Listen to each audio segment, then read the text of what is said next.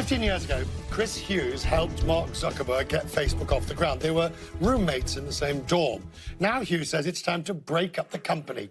Publish an op-ed in the New York Times where Hughes says Facebook is so powerful it threatens American democracy. Look at what he actually says. We are a nation with a tradition of reigning in monopolies, no matter how well-intentioned the leaders of these companies may be.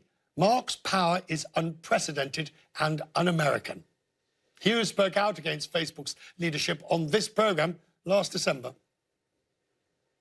There has to be accountability. I mean, this idea that that no one can be held accountable in the long run, not just for the issues that have cropped up recently with privacy, but also for the election meddling that happened in 2016. They're making a lot of efforts to change things, but the problem is the message that they're sending is getting transformed by the fact that there are these new revelations every single day. Okay, now join in the conversation. Get out your phones and go to cnn.com/join. Should Facebook be broken up? Remember, it's Instagram, it's WhatsApp, it's Facebook.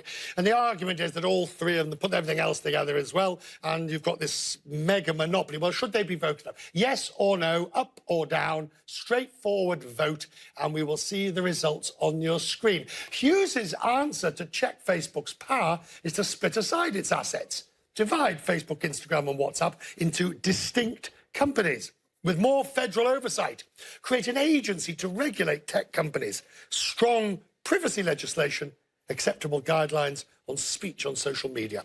Facebook has responded. Facebook says Facebook accepts that with success comes accountability, but you don't enforce accountability by calling for the breakup of a successful American company. Ironically, the statement comes from Nick Clegg, who's Facebook's Vice President of Global Affairs and Communications, who did used to be the Deputy Prime Minister of Great Britain.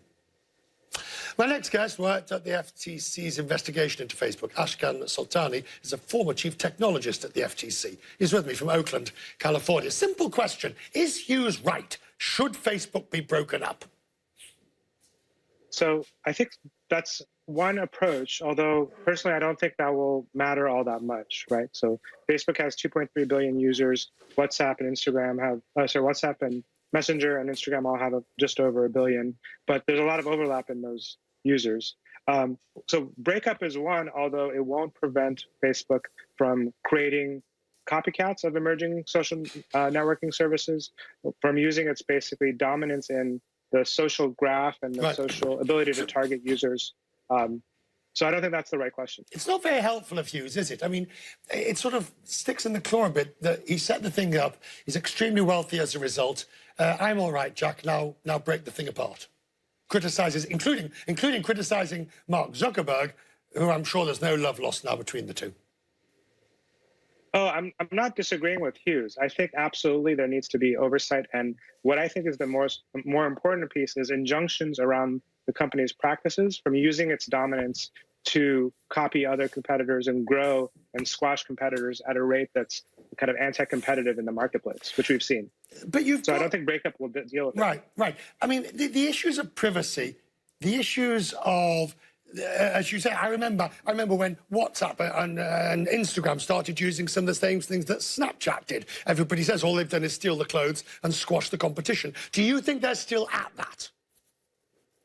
Absolutely. And I think one thing they have is the ability to suddenly push a new product or service to 2.3 billion users and have it grow virally without needing to do the same ad spend or same outlay as a competitor would.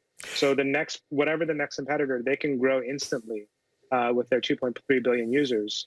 This is the same thing we saw in Microsoft in the 90s, right, in the 2000s. Microsoft, of course, changed itself, arguably. It didn't become necessarily less monopolistic. Others came along and it made it less relevant. But they reinvented themselves with the cloud. Sorry, go ahead. Well, no, right? So there was also a requirement, for example, to debundle the browser in Europe and allow others to play on the same playing field, right? Which was other people could play on Windows. The questions of interoperability as well as injunctions on the company are, I think, more critical than talking about breakup, right? It's hard to unscramble the egg, really. Right. So, finally, do you see Facebook, to paraphrase from the Goldman Sachs days, as the great vampire squid? as it continues to morph, that hasn't learned really the lessons, and at best is involved in damage limitation rather than actually fundamental changing of modus operandi? Oh, I think it's not the vampire squid. I think it's the judo warrior, right? Facebook is leveraging things like GDPR, incoming privacy regulation, incoming pushes for content moderation to really focus itself on how to best monetize and best position itself for the future, right? All this incoming regulation will actually help Facebook in some sense, right? It will allow the company to better know its users, to better provide services via end-to-end encryption without having any accountability for what happens on its platform, therefore improving even its ROI. It currently makes something like $800,000 per employee, which is something like 4x what Google makes, Alphabet makes, and about 10x anyone underneath them, right? And so it's going to even increase those margins further by leveraging incoming regulation to allow it to do what it does on a greater scale.